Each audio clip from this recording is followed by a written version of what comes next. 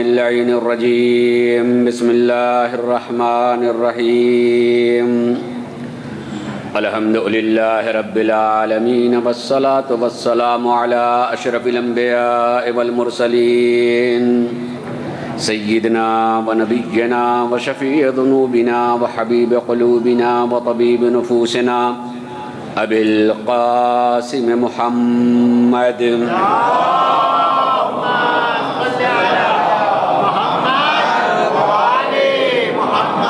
وعلى أهل بيته الطيبين الطاهرين المعصومين ولعنة الله على أعدائهم أجمعين من يومنا هذا إلى يوم الدين أما بعد فقد قال الله سبحانه تبارك وتعالى في كتابه الكريم وهو أصدق القائلين وقوله الحق بسم الله الرحمن الرحيم فاقصص القصص لعلهم يتفكرون صلوات اللہ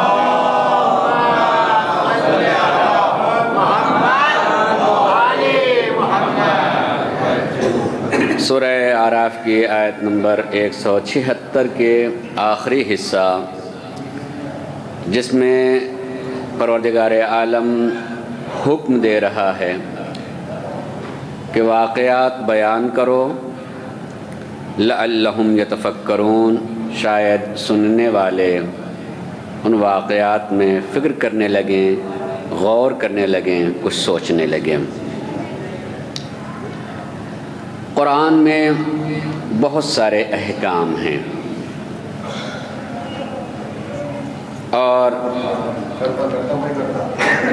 فقہی اعتبار سے یا اصول فقہ کے اعتبار سے میں کوئی درس دینے کے لیے نہیں بیٹھا ہوں، لیکن اشارتاً ایک دو جملے کہ کس طرح کے حکم سے واجب حکم، جیسے حکم دیا جاتا ہے کہ اقیموا الصلاۃ وآتوا الزکوٰۃ، نماز پڑھو زکوٰۃ دو، ویسے ہی حکم ہے واقعات بیان کرو۔ لیکن کیا یہ ویسے ہی واجب ہے؟ نہیں، احکام کے قسمیں ہیں اور اسی میں سے ایک حکم ارشادی ہوتا ہے اور ایک حکم مولائی ہوتا ہے۔ یقیناً یہ مجلس کا عنوان نہیں ہے، یہ درس میں اور درسگاہ میں پڑھا جاتا اور پڑھایا جاتا ہے، اور میں بھی اس کو بیان کرنے نہیں جا رہا ہوں۔ صرف عرض یہ کرنا ہے، اتنی بات کہہ کر کے، گزارش کرنی ہے اتنی بات کہہ کر کے کہ جو بھی حکم ہوتا ہے، آدمی جب اس حکم پر عمل کرنے لگتا ہے تو عمل کی صورت میں 3 کیفیتیں سامنے آتی ہیں۔ اس پر غور کیجئے گا۔ جب آدمی کوئی عمل کرنے لگتا ہے حکم پر تو 3 کیفیتیں سامنے آتی ہیں۔ ایک کیفیت یہ ہوتی ہے کہ ہمیں حکم دیا گیا ہے تو اس کی جزا ہے، لہٰذا میں اس پر عمل اس لیے کر رہا ہوں تاکہ مجھے اس کی جزا مل جائے، تاکہ اس کا جو فائدہ ملنے والا ہے مجھے اس کا فائدہ مل جائے۔ اور دوسری صورت یہ ہوتی ہے کہ آدمی اس لیے اس پر عمل کرتا ہے کہ یہ بھی ہے کہ اگر فائدہ عمل نہیں کیا تو ہو سکتا ہے کہ نقصان ہو جائے، تو آدمی نقصان سے بچنے کے لیے کرتا ہے، فائدہ حاصل کرنے کے لیے حکم میں یا نقصان سے بچنے کے لیے۔ اور تیسری صورت یہ ہوتی ہے کہ نہ فائدہ حاصل کرنا مقصد ہوتا ہے اور نہیں اس میں کوئی خوف یا ڈر یا نقصان سے بچنا مقصود ہوتا ہے، بلکہ وہ خود اس کا عرفان رکھتا ہے، اس عمل پیرا ہونے کا عرفان رکھتا ہے کہ نہیں یہ کرنا چاہیے اس لیے کہ یہ چیز ہی ایسی ہے کہ اس کو انجام دینا چاہیے۔ شاید بلکہ یقیناً آپ نے سرکار مولائے کائنات حضرت علی ابن ابی طالب علیہ السلام کا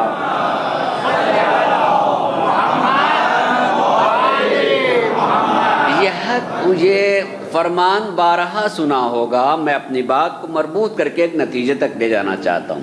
مجھے یقین ہے کہ آپ نے سنا، بلکہ یقین ہے کہ آپ کو یاد بھی ہوگا کہ مولائے کائنات ارشاد فرماتے ہیں کہ پروردگارا میں نے تیری عبادت اس لیے نہیں کی ہے، ما عبدتک خوفا لنارک، جہنم کے خوف میں میں نے عبادت نہیں کی ہے، ولا طمعا لجنتک، اور نہیں جنت کی لالچ میں عبادت کی ہے۔ اس لیے جنت فائدہ ہے، جہنم نقصان ہے۔ آدمی نقصان سے بچنے کے لیے یا فائدہ حاصل کرنے کے لیے حکم پر عمل کرتا ہے۔ حکم تو ہے کہ نماز پڑھو، حکم تو ہے کہ عبادت کرو، مگر یہ تین صورتیں نکلی فائدہ اٹھانے کے لیے، نقصان سے بچنے کے لیے۔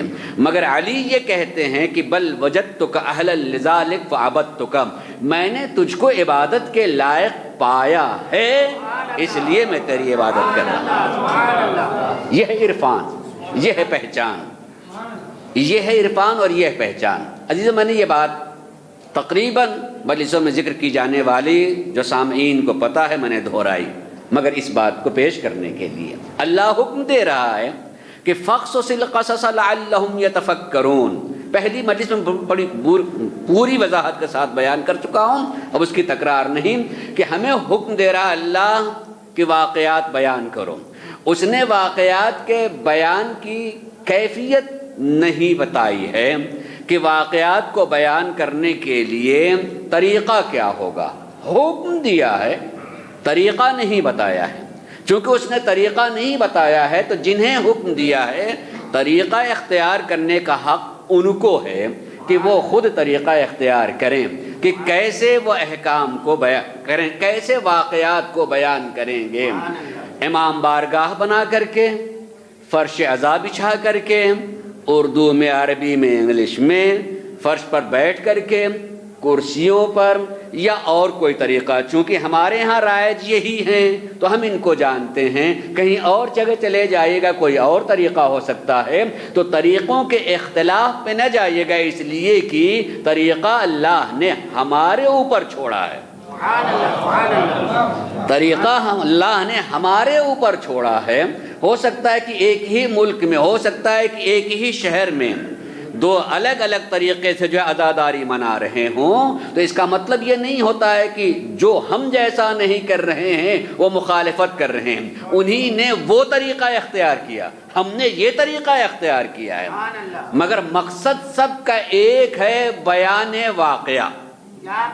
بس اب سوچنا یہ ہے کہ اب جو یہ بیان واقعہ ہو رہا، اب سب کو اپنے گریبان میں منہ ڈال کے یہ سوچنا ہوگا کہ میں یہ بیان واقعہ کے لیے، چاہے سننے کے لیے یا بیان کرنے کے لیے، آیا میں فائدہ حاصل کرنے کے لیے یہ کر رہا ہوں، یعنی ثواب کے لیے کر رہا ہوں،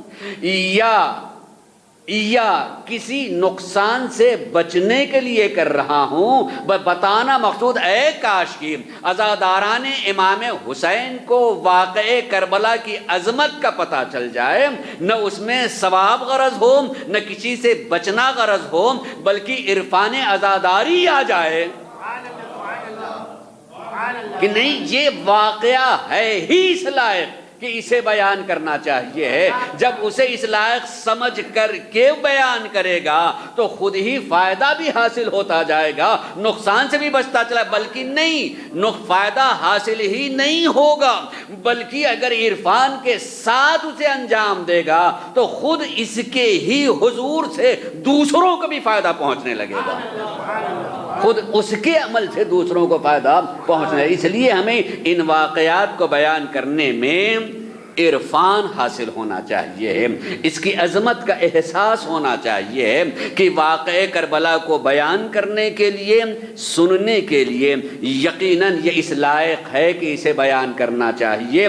پھر میں اپنے اس بات کو صرف آپ کے ذہن کو مربوط کرنے کے لیے، کیونکہ یہ وہ واقعہ ہے جسے حضرت آدم کو بھی سنایا گیا ہے، جناب سلیمان پیغمبر کو بھی سنایا گیا ہے، جناب حضرت نوح کو سنایا گیا ہے، جناب حضرت ابراہیم کو سنایا گیا ہے، یعنی یہ وہ انبیاء کرام ہے، پورا باب ہے، آپ بحار الانوار میں دیکھ لیجئے گا، جنہیں جب بھی ذرا مصیبت سے گزرے ہیں واقعہ سنایا گیا ہے۔ اب اگر انہیں سنایا گیا ہے، اس سے عظمت کا پتہ چلنا چاہیے، اور اسے تو سبھی مانتے ہیں کہ حسین اس دنیا میں آ جاتے ہیں تو آنے کے ساتھ ہی سرکار رسالت مآب کو سنایا جا رہا ہے، اور پھر سن کر کے سرکار رسالت مآب اپنی ازواج کو سنا رہے ہیں اور اپنے اصحاب کو سنا رہے ہیں، یعنی اس میں وہ عظمت پائی جاتی ہے کہ اگر آدمی متوجہ ہو جائے تو اسے ہدایت کی روشنی ملتی چلی جائے گی۔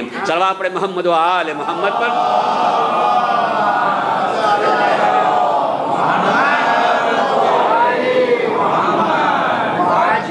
اس میں یقیناً تمام گوشے ہیں انسان کی انسانیت کا، اور انسان کو عظمت کی طرف لے جانے کے لیے حسین سے جو بھی قریب ہو جائے، ذکر حسین سے جو قریب ہو جائے، وہ پستیوں سے نکل کر کے بلندیوں کی طرف آ جاتا ہے۔ یقین کیجئے جو بھی حسین سے قریب ہے، اس لیے کہ سرکار نبی کریم نے یہ بات کہی، ان الحسین مصباح الہدی وسفینۃ النجات، حسین چراغ ہدایت ہیں، یعنی حسین سے قریب آئے تو آدمی کو روشنی ملنا چاہیے ہے۔ اور صرف یہی نہیں کہ وہ چراغ، بلکہ میں اسی جملے پہ اتنی بات کہوں کہ ہمیں صرف سننا بھی نہیں چاہیے، اور میں کوشش کرتا ہوں کہ انہیں جملوں میں دوسروں کو پہچنوانے کے بجائے آدمی خود کوشش کرے کہ میں اپنے کو دیکھوں کہ میں اس روشنی میں کہاں ہوں۔ جی میری صحیح ہوتی ہے، میری کوشش یہی ہوتی ہے کہ ہر آدمی اس روشنی میں خود اپنے کو پہلے دیکھے کہ میں کہاں ہوں، اس روشنی میں جہاں وہ چراغ جل رہا ہے میں اس چراغ سے کتنے دور یا کتنے قریب ہوں، اور مجھے کس طرح سے اس سے قریب پہنچنا ہے۔ حسین مصباح الہدی ہیں، حسین اگر چراغ ہدایت ہیں، میں دیکھوں کہ اس ہدایت کے راستے میں اس چراغ سے میں کتنا قریب ہوں اور کتنے دور ہوں۔ یقین کیجیے آدمی بہت قریب ہوتے ہوئے بھی بہت دور ہو سکتا ہے، اور بہت دور ہوتے ہوئے بھی بہت قریب ہو سکتا ہے۔ یہ آدمی کو سوچنا چاہیے کہ انسان جو ہے بہت دور ہوتے ہوئے بہت قریب ہو سکتا ہے۔ ہو سکتا ہے کہ آدمی نے دیکھا نہ ہو، بالکل نہ دیکھا ہو، مگر اس سے بڑا جو ہے چاہنے والا نہ ہو، اس سے بڑا کوئی چاہنے والا دیکھے ہی نہیں ہے، کبھی زیارت نہیں کی ہے۔ اویس قرنی کو دیکھ لیجئے، اویس قرنی کتنی دور ہیں، کبھی رسول کو نہیں دیکھا ہے، کبھی رسول کو نہیں دیکھا ہے، مگر کتنے عظیم ہیں، کتنے عظیم ہیں کہ ان کے عمل میں روشنی، یعنی وہ رسول کی محبت سے اتنی روشنی حاصل کر چکے ہیں کہ جو کر رہے ہیں وہ خود ان میں بھی روشنی پیدا ہوتی ہے۔ میں اپنی بات صرف جذبات سے نہیں کہہ رہا ہوں، میں آپ کو پیش کر رہا ہوں کہ جناب حضرت اویس قرنی صرف اپنے ماں سے اجازت لے کر کے ملنے کے لیے گئے ہیں، چونکہ ماں ہیں، اور ماں کی خدمت کو رسول ہی نے بیان کیا ہے کہ کتنی عظیم ہوتی ہے۔ اجازت لے کر کے جا رہے ہیں، صرف ماں نے اتنا کہہ دیا کہ آنے کا وقت بتا دو، توجہ چاہوں گا، آنے کا وقت بتا دو، میں روک تو نہیں رہا ہوں مگر بتا دو کہ کتنی دیر میں اور کب آ جاؤ گے۔ وہ وقت بتا دیا، مدینے پہنچتے ہیں، رسول سے ملاقات کے لیے رسول نہیں ہیں، رسول نہیں ہیں، موجود نہیں ہیں، انتظار کیا، نبی نہیں آئے۔ اب ایک مرتبہ وہ سوچنے لگے جس نبی سے میں ملنے کے لیے آیا ہوں اسی نبی نے ماں کی عظمت کو بیان کیا ہے، اسی نبی نے ماں کی عظمت کو بیان کیا۔ مجھ جیسا کم محبت کرنے والا بے عرفان آدمی ہوتا تو اس جگہ پر یہ سوچتا کہ رسول کی زیارت کا مسئلہ ہے، میں اپنی ماں کو جا کے سمجھا دوں گا، ان کو منا لوں گا کہ مادر گرامی دیر اس لیے ہو گئی کہ رسول موجود نہیں تھے، زیارت کے لیے میں رک گیا تھا، کہ اتنی دور آ گیا ہوں بغیر زیارت کے کیسے چلا جاؤں گا ان کی خاطر سے، اور مجھے یقین بھی ہے کہ ماں راضی بھی ہو جاتی، توجہ چاہوں گا، یہ یقین بھی ہے کہ ماں راضی بھی ہو جاتی کہ اگر ایسی ہے ایسا ہی مسئلہ تھا ٹھیک ہے کہ چلو ہم راضی ہیں، لیکن وہ یہ سوچ رہے ہیں کہ اللہ کے رسول ہی نے یہ کہا ہے کہ انہیں تکلیف نہیں ہونی چاہیے، مگر اس تکلیف کو ہم کیسے کم کر سکیں گے جب پتہ چل ہی نہ پائے کہ آخر میرا لال آیا کیوں نہیں۔ یہ تو بعد کی بات ہے کہ میں سمجھاؤں گا، یہ تو بعد کی بات ہے نا کہ میں سمجھاؤں گا، مگر جس وقت وہ اس اذیت سے گزر رہی ہوں گی اس وقت کی تکلیف کا سبب کون؟ میں۔ لہذا فیصلہ کر لیا جس رسول کی زیارت کے لیے میں آیا ہوں اسی رسول نے یہ حکم دیا ہے، اس لیے مجھے جانا چاہیے ہے۔ واقعہ انشاءاللہ آپ کا سنا ہوگا، نتیجہ بیان کروں۔ نبی کریم جب واپس آئے ہیں اور اس جگہ پہ پہنچے ہیں جہاں بیٹھ کر کے آپ نے انتظار کیا تھا، تو نبی نے سارے اپنے اصحاب کے درمیان میں کہا کہ میں یہاں روشنی محسوس کر رہا ہوں، میں یہاں روشنی محسوس کر رہا ہوں۔ ہر چیز کو ہر آدمی محسوس بھی نہیں کر سکتا ہے، ضروری نہیں کہ ہر چیز کو ہر آدمی محسوس کرے کہ روشنی ہے، میں روشنی دیکھ رہا ہوں، ہر آدمی کہے گا روشنی ہے، ہر آدمی کہے گا الا وہی کہ جو اندھا ہو وہ کیا جانے روشنی کیا ہوتی ہے۔ لیکن سب آنکھ والے ہیں، وہاں رسول کہہ رہے ہیں کہ میں روشنی محسوس کر رہا ہوں، کسی نے کچھ نہیں کہا کہ ہاں ہم بھی محسوس کر رہے ہیں۔ یقیناً اگر جناب یعقوب کہیں کہ مجھے یوسف کی خوشبو آ رہی ہے، مگر اور بھی لوگ تھے وہاں تو خاموش نہیں تھے، بول پڑے کہ آپ پہلی والی گمراہی میں ابھی تک پڑے ہوئے ہیں۔ یعنی وہ اتنے بے عرفان تھے کہ ایک نبی کے قول پر خاموشی ہی اختیار کر لیا ہوتے، خاموش نہیں رہے، وہ بول پڑے، اپنی ضلالت اور بے عرفانی کو بتا ہی دیا کہ نہیں، گویا نعوذ باللہ آپ پہلی والی گمراہی میں ہیں، اس محبت میں ایسے ڈوبے ہوئے۔ خوشبو ہر آدمی کو نہیں آتی، ہر آدمی کو نہیں آتی۔ ارے خوشبو کی بات آ جائے تو ایک چادر کے نیچے اگر انوار آ جائیں، ہر آنے والا کہتا جا رہا ہے مجھے خوشبو محسوس ہو رہی ہے، مگر ایک کے بڑھ جانے کے بعد دوسرا آ گیا تو کسی نے یہ نہیں کہا کہ فلاں کی بھی خوشبو آ رہی ہے، فلاں کی بھی خوشبو آ رہی ہے۔ گویا بتانا چاہتے ہیں نبوت ہو یا امامت، خوشبو ایک ہی ہوتی ہے۔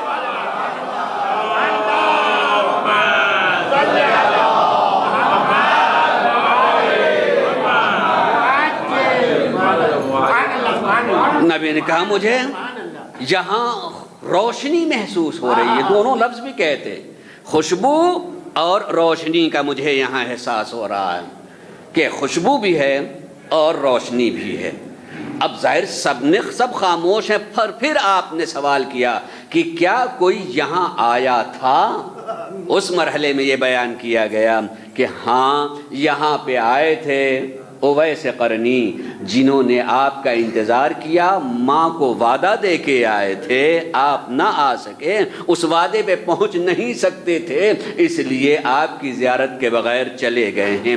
نبی کریم نے یہ کہا یہ ان کے عمل کی خوشبو ہے، ان کے عمل کی روشنی ہے، یہ ان کے عمل کی خوشبو ہے، یہ ان کے عمل کی روشنی ہے۔ عزیزو، اسی دنیا میں رسول نے خوشبو اور روشنی کا پتہ بتا کے بتایا کہ قبر کی تاریکی سے نہ ڈرنا، محبت کی روشنی پر اعتبار کرنا۔ اس محبت کی روشنی پہ اعتبار ہونا چاہیے، البتہ اپنے محبت کا جائزہ لیتے رہنا چاہیے، اپنی محبت کو جو ہے پرکھتے رہنا چاہیے۔ میری محبت کسی لالچ میں ہے، کسی لالچ میں ہے، کسی خوف سے ہے، یا کسی عرفان کی بنیاد پر ہے، پہچان کی بنیاد پر ہے۔ عزیزو، بہت ساری محبتیں ہوتی ہیں، لالچ میں ہوتی ہیں، یہ خود ایک موضوع بھی ہے۔ اول تو ہم محبت کا معنی ہی نہیں جانتے ہیں کہ محبت کسے کہتے ہیں۔ اگر واقعا جانا، ہم تو محبت ظاہر کی محبت کو کہتے ہیں۔ کاش کہ کبھی انسان یہ سوچ لیتا کہ ایک انسان سڑک کی بھی محبت ہوتی، اسے بھی محبت کہتا ہے، اور ماں باپ سے بھی محبت ہوتی ہے، اسے بھی محبت کہتا ہے، اولاد سے بھی محبت ہوتی ہے، اسے بھی محبت کہتا ہے، مگر کبھی اس نے فرق محسوس کیا؟ کبھی ان محبتوں میں فرق محسوس کیا ہے یا نہیں کیا ہے؟ اگر ماں باپ کی محبت کو محبت کہتا ہے تو اس کا مطلب اس میں شکل اور صورت اور ظاہری جسم نہیں ہوتا، بلکہ اس وجود میں پایا جانے والا کمال ہوتا ہے۔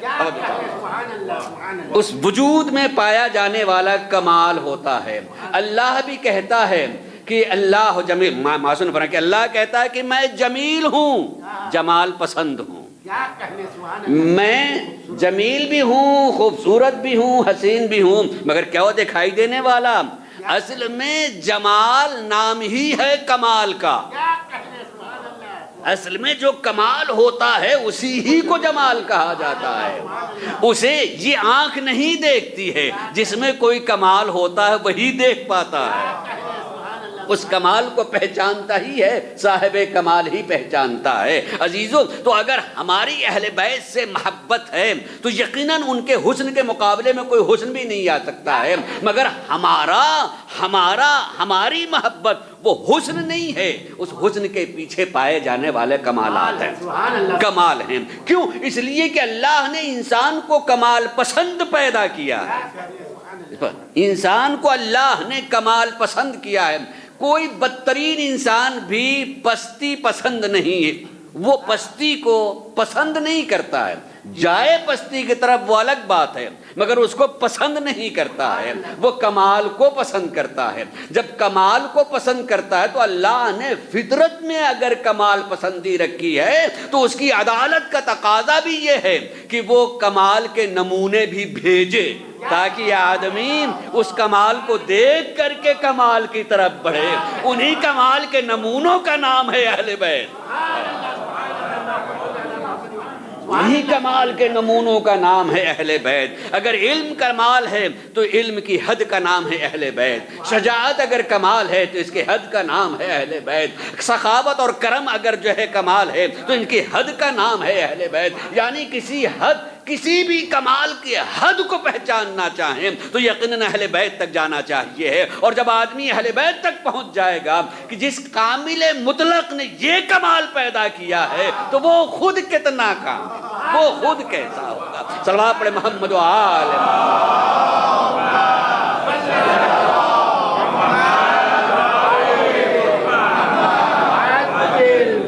اسی لیے اس دنیا میں جتنے اولیاء بھی ہیں ماننے والے، اور ان کے ماننے والے جتنے ہیں، جتنے بھی ان کے ماننے والے ہیں، کہیں کہ یہ صوفی تھے، یہ ولی تھے، یہ بزرگ تھے، اگر ان کی تاریخ پڑھیے گا اور جتنے ماننے والے ہیں جب ان کو بھی پہنچاتے ہیں تو جو آخری حد ہوتی ہے اہل بیت۔ کسی صوفی کو، کسی ولی کو، چاہے کہیں بھی ان کی قبر ہو، کہیں بھی ان کی زیارت گاہ ہو، کہیں بھی ماننے والے ہوں، جب ان کی انتہا کہیں بتاتے ہیں تو انتہا کا نام ہے اہل بیت، اہل بیت ہے۔ جب تک ان کے در پہ نہیں پہنچے یہ کمال ہے عزیزان گرامی، جانا ہی وہی ہے۔ تو پھر ہم کہہ سکتے ہیں جب ان کی بھی انتہا وہی ہے تو ہمیں وہیں تک جانا چاہیے، ہے نا، ہمیں وہیں تک جانا چاہیے، انہیں پہچاننا چاہیے ہے۔ میں آج انشاءاللہ آنے کے بعد میں نے تابوت دیکھا، کل اعلان بھی ہوا تھا، تو ایک رخ ذہن میں آیا بیان کرنے کا۔ کل سے واقعاً تابوت کو دیکھنے کے بعد، اگرچہ میں نے بتایا کہ عزاداری کے ہر جگہ سلیقے ہوتے ہیں، طریقے ہوتے ہیں، دنیا بھر میں ہم گھومے ہیں، بہت سی جگہوں پر اصلاً جو ہے جناب سکینہ کا تابوت مردوں کے سامنے لایا ہی نہیں جاتا۔ میں یہ نہیں کہتا ہوں کہ یہ غلط ہے یا وہ غلط ہے، یہ طریقہ ہے اپنے اظہار کا، ان سے لگاؤ کہ اظہار کا جو ہے ایک طریقہ ہے، وہ اپنی محبت کا اظہار ایسے کرتے ہیں، ہم اپنی محبت کا اظہار ایسے کرتے ہیں۔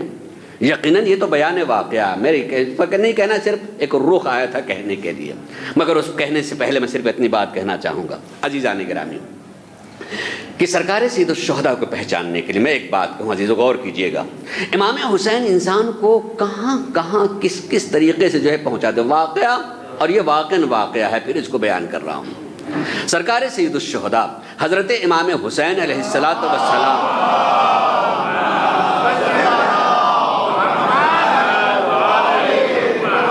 ذرا سے اس پہ سوچئے گا اور سلیقہ سیکھیے کہ امام اپنے ان واقعات اور اپنے اعمال سے کس طرح سے اپنے ماننے والوں کو محبت کی راہ میں قدم بڑھانے کو کہتے ہیں کہ آخر ہم کیسے آگے بڑھیں، کس طریقے سے بڑھیں، کس طریقے سے ہم سمجھیں کہاں ہیں۔ آئیے دیکھیں، بتاتے ہیں آپ کو۔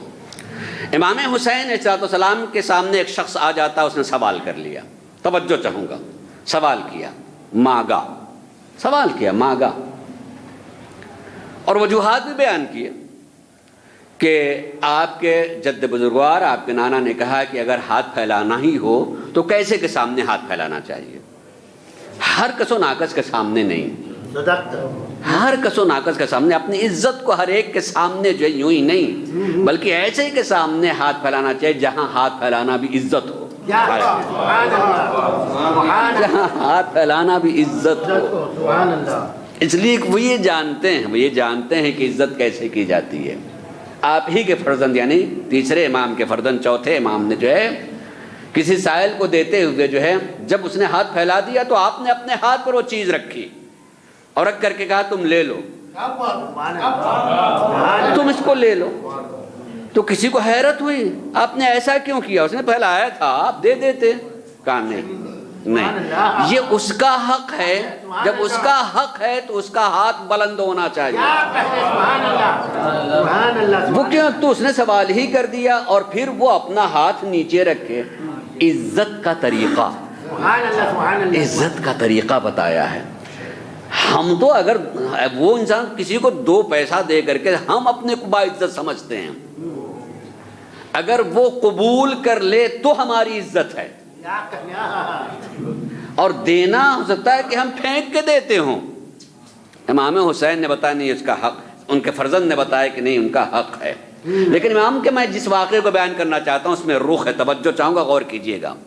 امام حسین صلی اللہ علیہ وسلم جب دینے کے لیے اس نے سوال کیا تو چونکہ اس نے کہا، پہلے ہی بیان کر دیا کہ آپ کے نانا نے فرمایا ہے کہ کس سے مانگنا چاہیے، 2-3 خصوصیات بیان کی، اس میں ذرا سے دیر ہو جائے گی، میں اصل مطلب کی طرف آؤں۔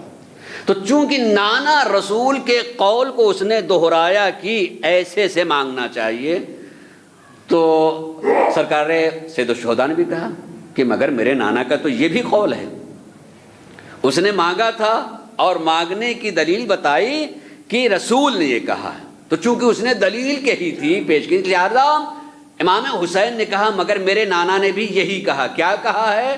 المعروف علی قدر المعرفہ، کسی کو کتنا دینا ہے تو کتنا دوں میں، اس کا جتنا علم عرفان ہو اسی اعتبار سے دیں،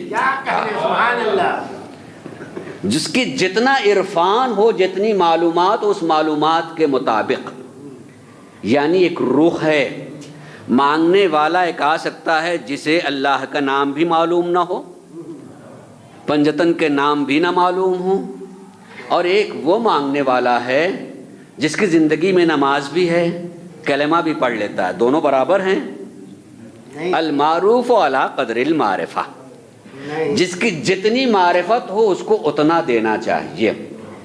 میں نے جس زمانے میں یہ روایت دیکھی تھی، ایک جگہ میں پڑھ کر کے آیا، اور پڑھ کر کے جیسے ہی میں اپنا واقعہ بیان کر رہا ہوں، واقعہ کوئی لطیفہ یا کوئی اس طرح بنی چیز نہیں، یقین کہ میں پڑھا تھا اور میں نے سامعین کو سنانا چاہا تھا اور یہی کہہ کے سنایا تھا کہ آدمی کو چاہیے کہ جانے۔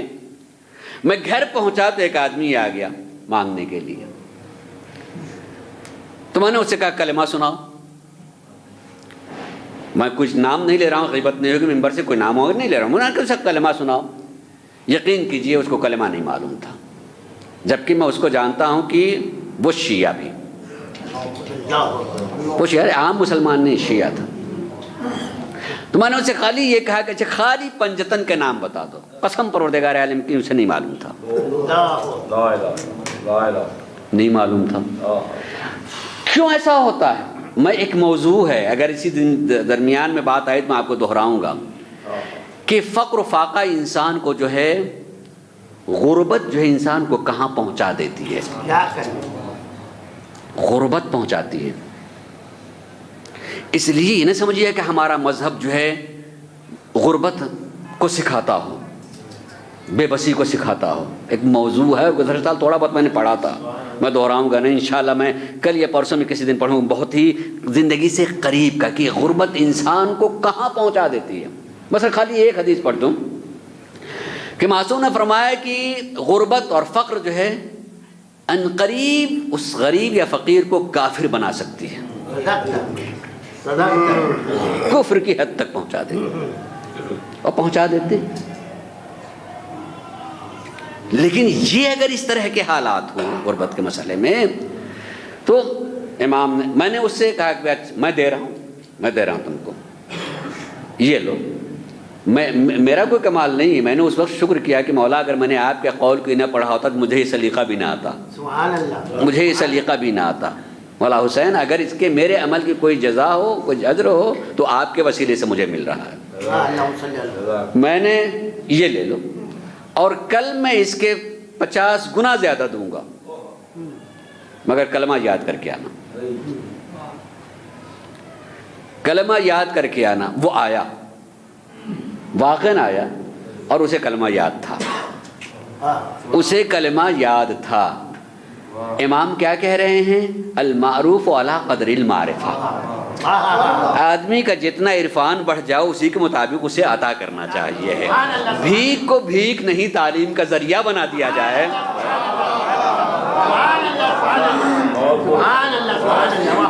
تو میں یہ کہنا چاہوں گا کہ کربلا اس میں کیا نا, کربلا کیا, حسین یعنی کربلا. اگر ان کی تعلیمات کو, ان کے کردار کو ان طرح پہنچاتے رہیں تو گویا کہ ہم واقعاً آزادار بھی ہیں, واقعاً ہم حسین کے ماننے والے بھی ہیں. کہ کسی نے سوال کیا, پوچھ لیں, تم یہی پوچھ لیں نام حسین پر, تمہیں پتہ ہے حسین کون ہے, تمہیں پتہ ہے حسین کون ہے. گویا میں انہیں حسین نہیں بتا رہا ہوں, میں سردار جنت کا پتہ بتا رہا ہوں اسے. انجام آخر وہاں ہونا ہے, تو جس کے ہاتھ میں جنت ہے اسے تو پہچان لو بھائی, اسے تو پہچانو. تم جانتے ہو حسین کون ہے, انہوں نے کیا کیا یہ فقر کو. تو جیسے ہی کہا کہ المعروف علی قدر المعرفہ, کہ جس کے جتنے معلوم اس کے مطابق اس کو دینا چاہیے. سوال کریں, فرزند رسول سوال کریں. تو اس نے کہا, سرکار سید الشہداء نے کہا, ای الاعمال افضل, یہ بتاؤ کہ بہترین عمل کیا ہے, بہترین کام کیا ہے. تو اس نے فوراً کہا, الایمان باللہ, اللہ پر ایمان ہونے سے بہتر کوئی عمل نہیں ہے. اچھا یہ بات بھی میں نے گزشتہ سال پہ تفصیل کہا تھا, میں اس کو قطعاً نہیں دہراؤں گا. اس نے بھی ایمان کو عمل کہا, امام نے عمل پوچھا اور اس نے ایمان بتایا. ہمیں اپنے جگہ سوچنا چاہیے, اپنی جگہ یہ سوچنا چاہیے کہ ہم نے تو ایمان ماننے کو سمجھا ہے, ہم نے ایمان ماننے کو سمجھا ہے, ہم نے عقیدہ صرف ماننے کو سمجھا. عقیدہ ہی نہیں ہے, ایمان ہی نہیں ہے جب تک عقیدے یا ایمان کے مطابق عمل نہ ہو جائے. جیسا ایمان ہے, جیسا عقیدہ ہے. اس لیے میں نے ایک لفظ گزشتہ سال دہرائی تھی کہ قرآن کو ماننا الگ چیز ہے, قرآن کی ماننا, نبی کو ماننا, نبی کی ماننا, امام کو ماننا, امام کی ماننا. ہم کو مانتے ہیں, ان کی نہیں مانتے ہیں. اگر یہ آ جائے تو گویا ایمان بہترین عمل ہو جائے کرتا ہے. صلوات پڑھے محمد و آل محمد پر.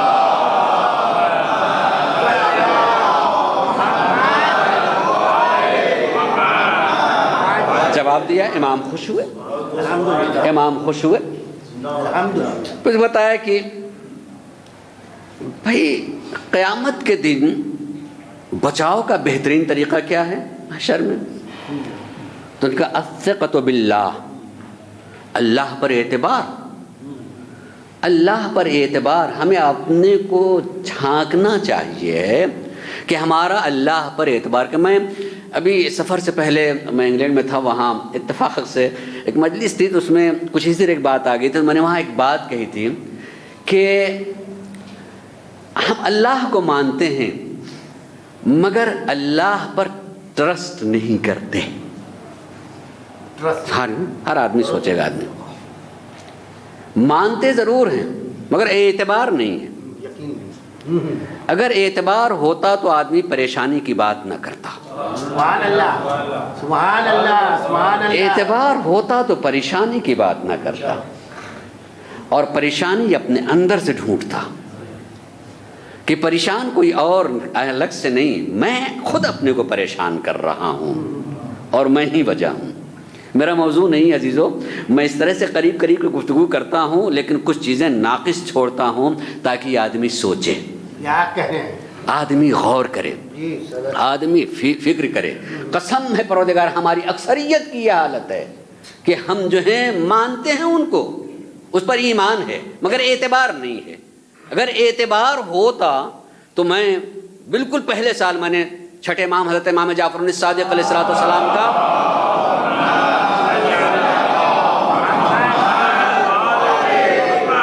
ایک قول دہرایا تھا، جس کا پہلا جملہ ہے، طویل حدیث ہے، اس کا پہلا جملہ ہے کہ وَكُن مع اللَّهِ بِالصِّدْقِ، ارے کم سے کم تم اللہ کے ساتھ تو صداقت کا اور سچائی کا رویہ رکھو۔ ذرا سے سوچو تو ایک لمحے کے لیے کہ تم مانتے تو ضرور ہے کہ وہ مانتے ضرور ہو کہ وہ دیکھتا ہے، وہ دیکھتا ہے، کوئی دیکھے یا نہ دیکھے وہ دیکھتا ہے، مگر کیا میرا عمل بتاتا ہے کہ میں مانتا ہوں کہ وہ دیکھتا ہے؟ کیا کہنے، سبحان اللہ سبحان اللہ، میرا عمل بتاتا ہے نہیں سبحان اللہ، کہ وہ دیکھتا ہے؟ میں تو اتنی اطمینان سے اسے کر لیتا ہوں کہ میں دیکھنے والے بچے کی آنکھ سے ڈر جاتا ہوں۔ ہاں میری بات غور کیجیے، سبحان اللہ، میں دیکھے جانے والے بچے کی نظر سے تو ڈر جاتا ہوں کہ ارے بچہ دیکھ رہا، ڈانٹ تو چلا جائے، مگر اس کی نظر سے کبھی خوف نہیں پیدا ہوتا، سبحان اللہ، اس کی نگاہ سے تو کبھی ڈر نہیں پیدا ہوتا۔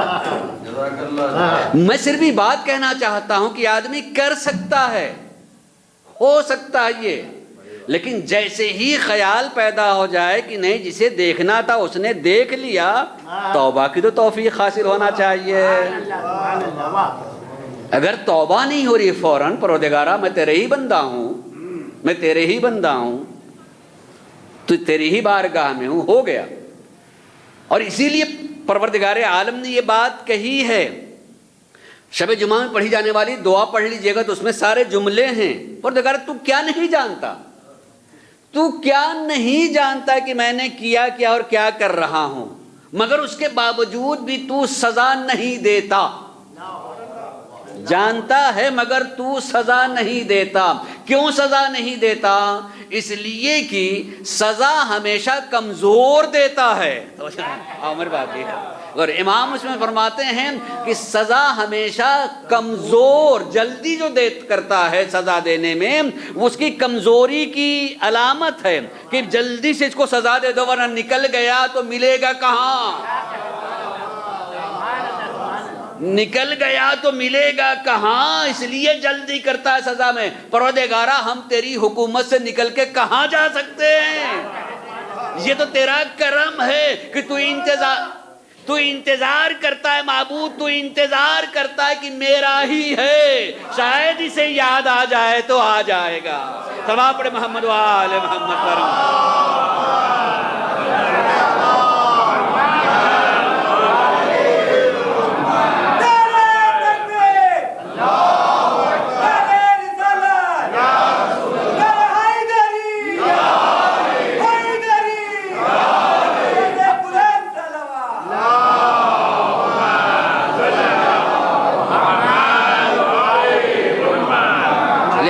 عمر کے کسی حصے میں بھی آدمی کو پریشان نہیں ہونا چاہیے کہ میں نے تو کچھ کیا ہی نہیں۔ عمر کے کسی حصے میں جو آدمی کو پریشان نہیں، ارے جن کے ہاں حور موجود ہوں، حور موجود ہوں نمونے کے طور پر، واقعے کے طور پر، خالی احساس پیدا ہو جانا چاہیے اور بالکل سچا احساس پیدا ہو، سچا احساس پیدا ہو جاتا ہے تو معبود بڑھتا۔ مگر میں نے کہا تھا اور وہ جملہ کہتے ہوئے اچھا لگ رہا، میں دہرا رہا ہوں، کہہ کے دہرا رہا ہوں کہ یقین کیجئے بات سمجھ میں نہیں آتی، یہ سمجھ میں نہیں آتی کہ کیسے اللہ چھوڑے ہوئے ہے اور وہ قادر ہے، نہیں سمجھ میں آتی، اس لیے کہ اسے سمجھنے کے لیے ضرورت ہے کہ جن لوگوں کو اس نے اپنے صفات کا مظہر بنا کے بھیجا ہے ہم انہیں دیکھیں۔ ہم نے کسی گلی میں، کسی گھر میں نہیں، ایک میدان میں دیکھا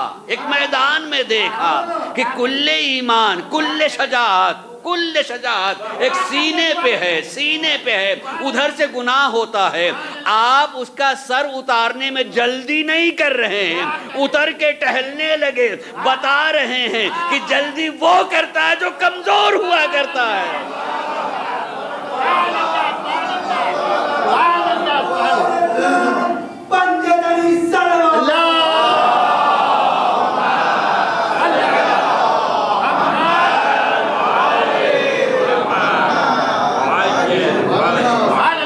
جو کمزور ہوتا ہے وہ جلدی کرتا ہے، بلکہ اس گناہ پر تو اور جلدی کرتا ہے کہ اس نے اس پر بھی، ہم تو اس کے سینے پہ اور اس پر بھی یہ زبردستی اور جلدی۔ لیکن جو مظہر العجائب ہوتا ہے، جو اللہ کی تمام صفات کا مظہر ہو، وہ اسی دنیا میں بتانا چاہتا ہے کہ نہ وہ جلدی کرتا ہے، نہ جس نے ہمیں بنایا ہے ہم بھی نہیں جلدی کرتے۔ صلوات پڑھیں محمد و آل محمد۔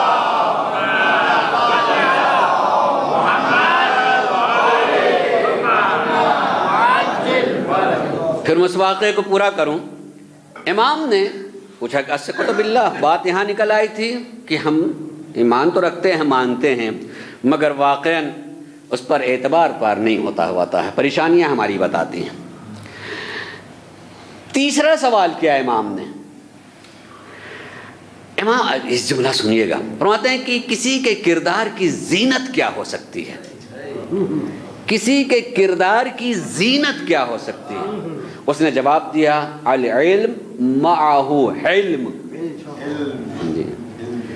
علم کے ساتھ حلم بھی ہو۔ یہ بہت ہی سنجیدہ موضوع ہے، جلدی سے دو باتیں کہہ دوں ورنہ وقت مکمل ہو جائے گا۔ معمولاً جب پڑھنے لگتے ہیں تو واقعاً گھڑی بہت تیز بھاگنے لگتی ہے، معاف کیجیے گا، جلدی سے میں کہہ دوں علم معہ حلم۔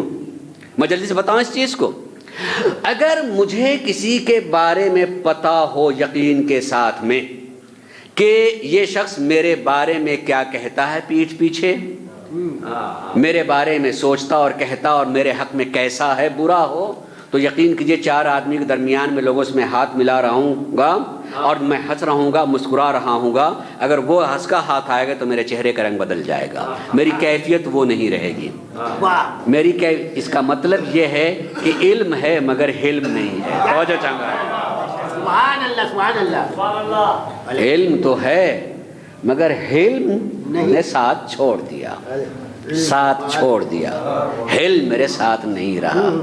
فرق آ گیا چار آدمی میں، ایک دم سے وہ آدمی جس کے بارے میں میرا علم ہے، میری جانتا ہوں میں، جب اس کا سامنا ہوا تو میرے چہرے کا رنگ بدلنا، آنکھیں کو جھک جانا، مسکراہٹ کا ختم ہو جانا، بس یوں ہی رسمن ہاتھ ملا دینا، ہاتھ کو نہ پکڑنا، وہی چھو کے ہٹ جانا مثلا، یہ ساری کی ساری چیزیں جو ہیں بتاتی ہیں کہ علم تھا مگر حلم نہیں رہا۔ عزیزو اللہ حلیم ہے، توجہ چاہوں غور کیجیے، اللہ کے ناموں میں ایک نام ہے حلیم، کہ وہ حلیم ہے، جیسے مجھے رزق دیتا ہے، جو اس کا سراسر انکار کرتا اس کو بھی رزق دیتا ہے۔ توجہ چاہوں گا، اور کوئی فرق نہیں ہوتا، کوئی فرق نہیں ہوتا، سراسر علی الاعلان جو ہے وہ اس کو برا بھی کہتا ہے، مانتا بھی نہیں ہے، مگر معبود اپنا رزق اس سے بند نہیں کرتا ہے، بند نہیں کرتا ہے۔ بلکہ میں اگر کہوں روایت کو اور پیش کروں تو دیر ہو جائے گی، لیکن جلدی سے کہہ دوں کہ کسی نے چھٹے امام سے کہہ ہی دیا تھا کہ وہ مانتا بھی نہیں ہے مگر ہم سے زیادہ ہے،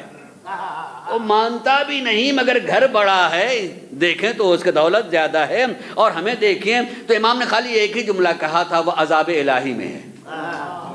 عجیب باتیں کہہ رہے ہیں، ہم لوگ تو جو ہے آرام ہی کو سمجھتے ہیں کہ یہی جنت ہے،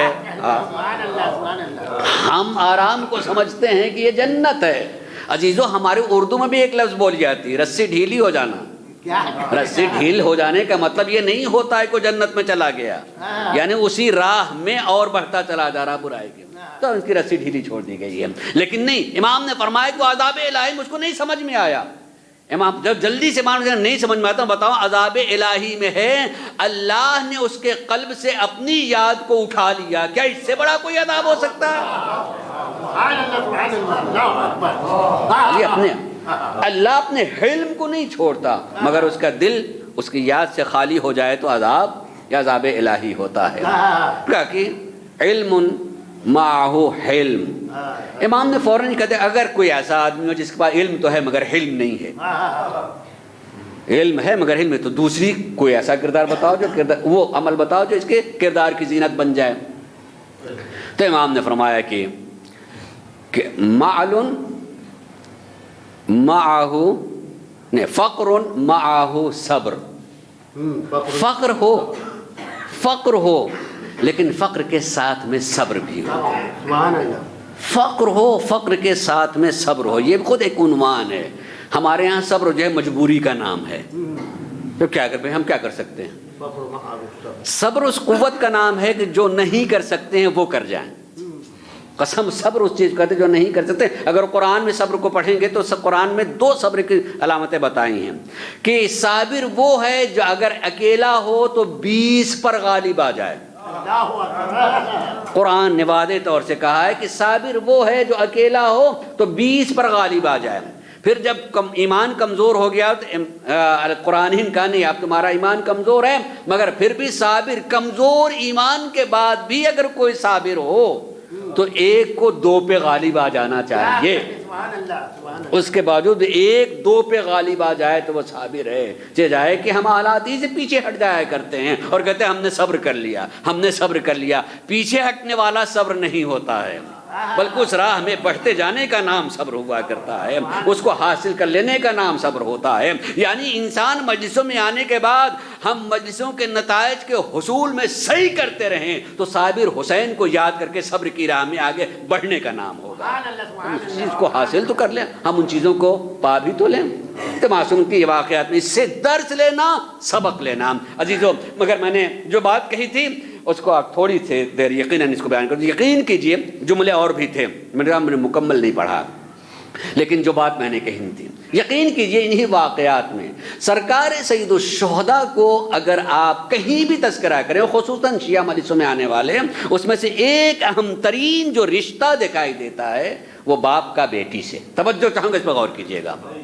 वो बाप का बेटी से रिश्ता, ये खाली एक रिश्ता नहीं है अजीज़ों, घरों में पलने वाली बेटियों की इज्जत का नाम है, उनके एहतराम का नाम है, उनकी वक़ात का नाम है, उनकी हैसियत और एहतराम का नाम है।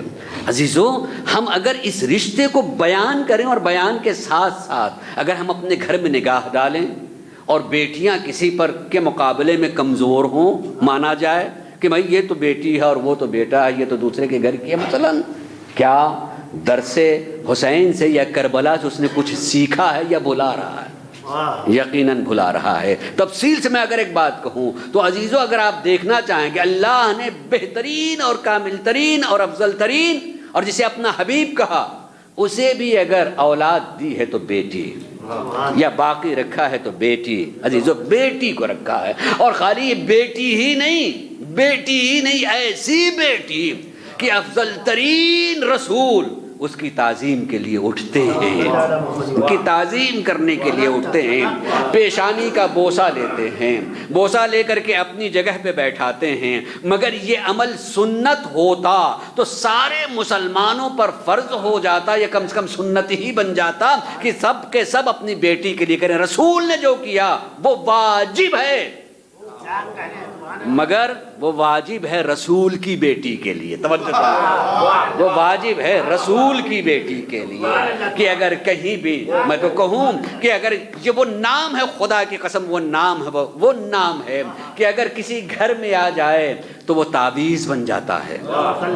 यकीन कीजिए, वो किसी घर में नाम रख दिया जाए, किसी घर में जहरा नाम हो, किसी घर में फातिमा नाम हो, किसी घर में सिद्दीक़ा नाम हो, अजीज़ों ये नाम नहीं है, घर की हिफाजत के तावीज़ का नाम है। अगर इंसान अगर उसकी अज़मत को जाने, अगर उसकी हैसियत को पहचाने, अगर उसका एतक़ाद हो, यकीन कीजिए तो हमारा ईमान जो अलग से होता है मगर उस पर एतबार नहीं होता है। ये वो नाम है, ये वो नाम है, खुदा की कसम, मैं कसम खा कर मसलसल कसम खा के कह रहा हूँ कि ये तावीज़ की हैसियत रखता है। इसलिए कि मैंने एक दिन मजलिस में कहा था कि ये वो नाम है जो ज़मीन पे नहीं रखे गए, یہ وہ اسما ہے جو زمین پہ نہیں رکھے گئے ہیں، یہ خزانے الہی سے عنایت ہوئے ہیں، وہ ادھر سے آئے ہیں، چاہے پہلے ہوں مگر یہاں بھی جو نام آیا ہے اس گھر میں آیا ہے تو یقیناً اللہ کی بارگاہ سے آیا ہے۔ اس لیے اگر کسی معصوم نے کسی لا کر کے بتایا ہے کہ میرے گھر میں بیٹی پیدا ہوئی ہے تو پوچھ لیے کیا نام رکھ دیا ہے، اور اگر اس نے بتا دیا کہ فاطمہ نام رکھا تو آنکھوں میں آنسو بھی آئے ہیں، اور حکم دیا ہے کہ احترام کرنا، احترام کرنا، احترام کرنا۔ عزیزوں، تو ہمیں یہ نام رکھنا بھی چاہیے۔ خود جو ہے ایک الگ موضوع ہے کہ ناموں کے سلسلے میں پڑھا جائے، جو میں ایک مرتبہ تفصیل سے پڑھ چکا ہوں، میں اس کو دہراؤں گا نہیں۔ یقین کیجئے رسول نے بیٹی کی تعظیم کی۔ اس کے بعد اگر دیکھنا چاہیں گے علی نے، سرکار مولائے کائنات نے، جناب زینب کس قدر عظمتوں سے نوازا ہے، کس قدر عظمتوں سے نوازا ہے۔ میں نے روایت میں دیکھا ہے، خاتون دوسرا نام کی کتاب ہے جعفر نقدی کی نے، اس میں یہ روایت نقل کی ہے کہ اگر کسی دن جناب زینب یہ کہتے ہیں بابا آج مجھے روضہ رسول تک جانا ہے، شام ہوتے ہوتے سرکار مولائے کائنات ضرور لے کے جاتے تھے، ضرور لے کے جاتے تھے۔ کوئی خواہش کر دیں جناب زینب سلام اللہ علیہ تو آپ اس کو ضرور پوری کیا کرتے تھے، اور اس میں اہتمام وہ ہوتا تھا جو اہتمام رسول نے مباہلے میں کیا تھا۔ جیسے رسول آگے آگے چل رہے ہوں، پیچھے فاطمہ ہیں، ان کے پیچھے مولا کائنات، علی جب چل رہے ہیں تو آگے آگے خود چل رہے ہیں، پیچھے زینب ہیں، ان کے پیچھے حسنین، ان کے پیچھے حسنین سلام اللہ علیہ، یہ ضرور ان کی حفاظت کے لیے چلا کرتے تھے۔ یہ عزت اور احترام۔ تسلسل سے بہت ساری بیٹیوں کا تذکرہ ہے، لیکن اسی تسلسل میں اگر پھر بیٹی کا دیکھیں گے تو اس بیٹی کا نام ہے سکینہ، اس بیٹی کا نام ہے سکینہ۔ یقین کیجئے بیٹیاں اللہ کی طرف سے بہترین نعمت کا نام، اگر جنہیں رحمت کہا گیا ہے مگر میں اردو کے لحاظ سے نعمت پڑھ رہا ہوں اس کو، بہترین نعمت کا نام۔ کسی گھر میں بیٹی کوئی باپ پال رہا ہے، میں روایتوں پڑھوں تو ان روایتوں میں ہے کہ وہ ایک بیٹی نہیں پال رہا ہے بلکہ وہ بیٹی جہنم سے حفاظت کے سپر کا نام ہے، وہ بیٹی خود جو ہے جہنم سے حفاظت کے سپر کا نام ہے۔ سرکار رسالت میں آپ نے فرمایا ہے کہ وہ بیٹی نہیں، کیوں؟ اس لیے کہ وہ ایک بیٹی کی تربیت نہیں کر رہا ہے، ایک نسل کی تربیت کر رہا ہے، ایک نسل کی تربیت کر رہا ہے۔ عظمت ہے اس کی، اور اس عظمت کے ساتھ ساتھ میں ایک بات بتاؤں، بیٹی اس وجود کا نام ہوتا ہے جس کو سرکار نبی کریم نے پوری روایت ہی اس کو پڑھ دوں، چھوٹی سی روایت کہ آپ نے فرمایا کہ اگر اللہ نے کسی کو 4 بیٹی دے دی، 4 بیٹی نہیں ہیں، وہ جنازے کے چاروں گوشوں پر رونے والیاں ہیں، اس کے جنازے کی زینت کا نام ہے۔ بیٹی باپ کے جنازے کی زینت کا نام ہوتا، بات میں نے ختم کر دیا عزیزو، بیٹی باپ کے جنازے کی زینت کا نام ہوتا ہے۔ کیا جتنے میں نے تذکرے کیے ہیں ان تذکرے میں ایک لمحے کے لیے آپ پہنچ جائیں تو ان بیٹیوں نے اپنے باپ کے لیے کتنا گریہ کیا ہے۔ رسول کی بیٹی، رسول کی بیٹی نے اپنے بابا کے لیے کتنا گریہ کیا ہے، کس قدر روئی ہے، کس قدر، اتنا روئی ہے جناب سیدہ کہ مدینے والے کہتے ہیں یا تو دن میں رو لیجئے یا تو رات میں رو لیجئے۔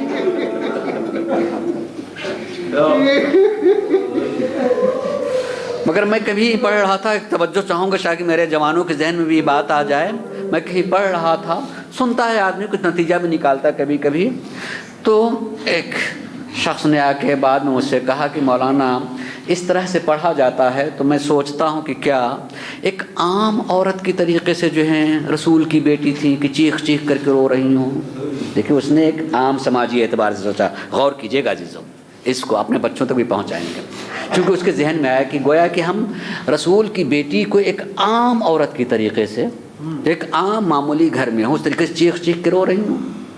واقعاً اگر اس طریقے سے آدمی سوچے گا تو اس کے ذہن میں یہ بات آئے گی، یہ بات آئے گی کہ نہیں ان گھروں کی خواتین کو ایسا نہیں ہونا چاہیے، لیکن نہیں عزیزو، ایسا نہیں تھا کہ چیخ چیخ کے رو رہی ہوں، نہیں، اگر وہ غمگین بھی ہو جائے تو دیوار رونے لگتی تھی،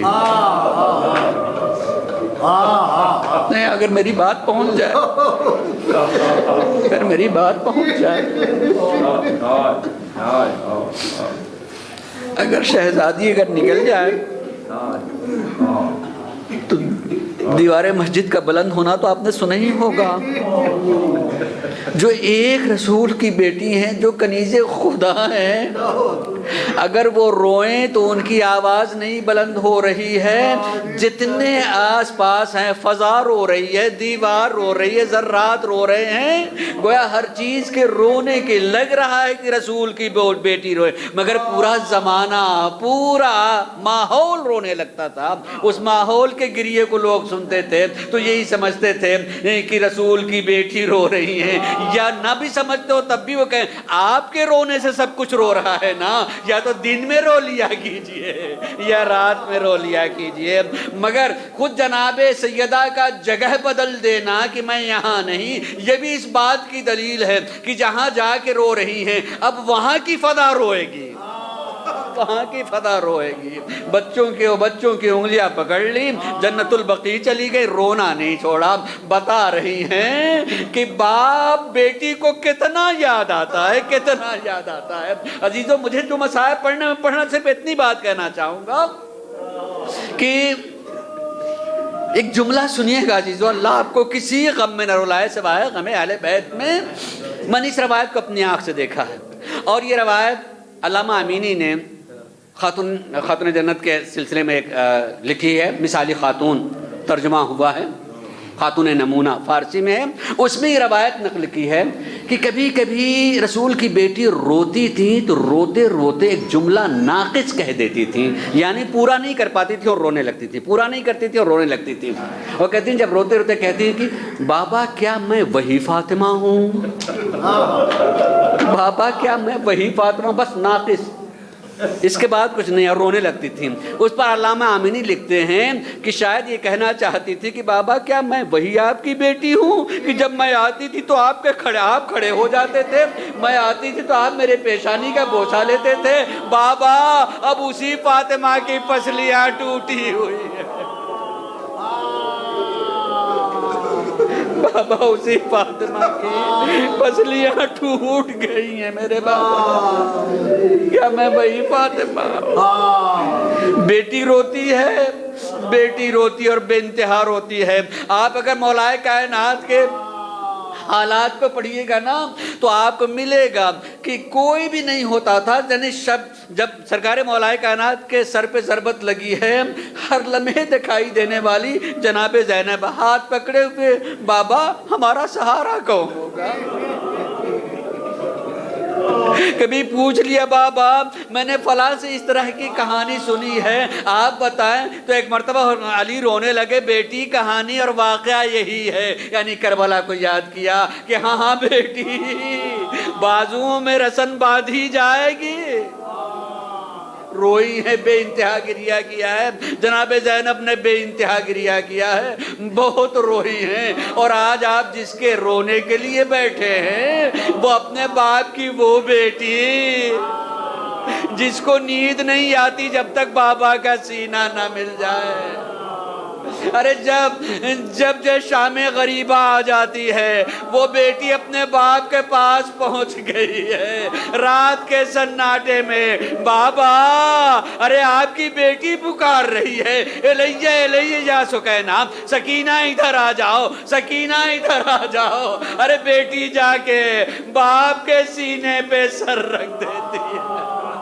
کتنا یاد کیا ہے، کتنا یاد کیا ہے. یاد کرتے کرتے بیٹی نے قید خانے میں آنکھ بند کر لی، بند تو کر لی ہے مگر بند کرنے سے پہلے یہ بات کہی ہے، اماں اور پھوپھی اماں جب آپ کربلا جائیں گی نا تو میرے چچا کو سلام کہیے گا اور کہیے گا آپ کی بھتیجی پیاسی مر گئی. بابا سے کہیے گا سکینہ پیاسی رہ گئی ہے.